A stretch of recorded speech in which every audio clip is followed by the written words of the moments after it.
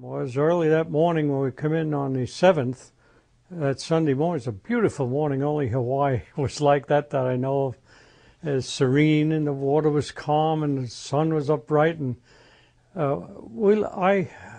we took chances of letting others go for breakfast. So there were three of the crew members. There were five of us altogether. Three of the crew members we let go to breakfast first. Then a seaman and I,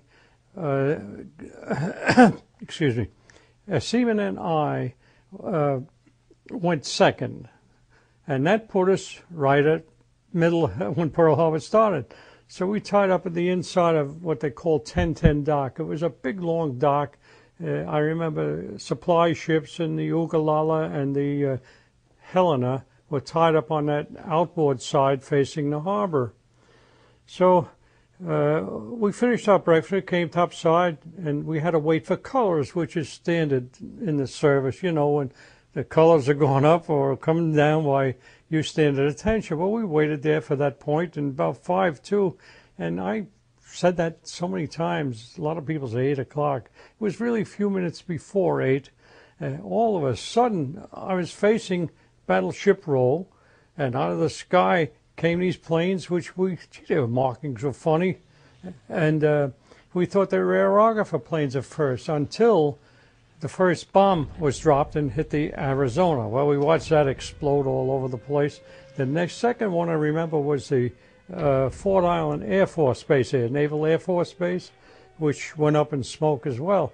Well, then, of course, there were so many planes flying around. I didn't realize how many at the time. And torpedo planes come down and running close to water. And so luckily I had my 45, and I said, boy, I'm going out and stop some of the torpedo planes. I don't know why I said that.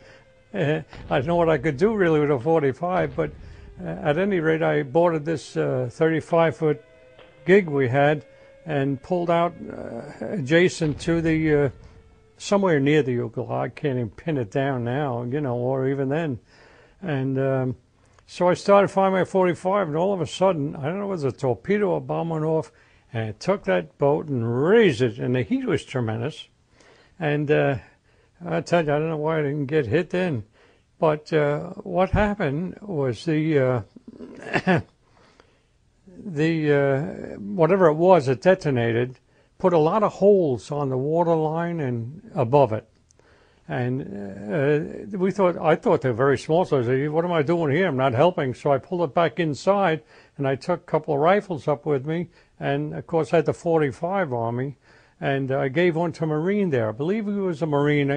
Nobody was in full uniform. And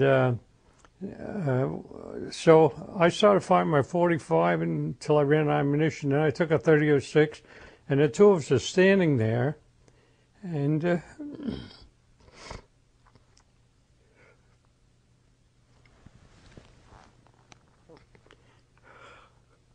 I don't know why it's so hard to do if we get this stage of the game.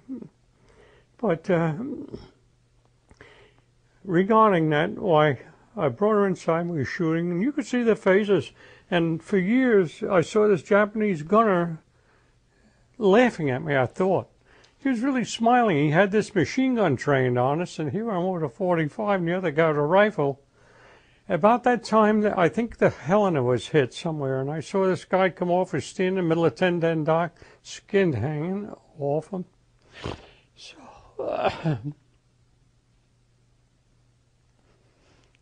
I hope you can excuse me a minute. And this is very hard for me to do, I must tell you. I've shied away from it for years. And so I took him up to the supply vessel I just come off of that morning and left him with the officer of the day. And as I said, I don't know who it was, just like we didn't know who many people were. And so I often wondered if he lived or died, really. However, after that, what I remember was more planes coming from all directions, and we did as much shooting as we could do. Then, as I say, when I see the movies, they show them pretty close, but not close enough. It was hard to determine how close they were, but you could see them very plainly. And so as a result, We shot. I don't know if we hit anything or not, but it was, at least we could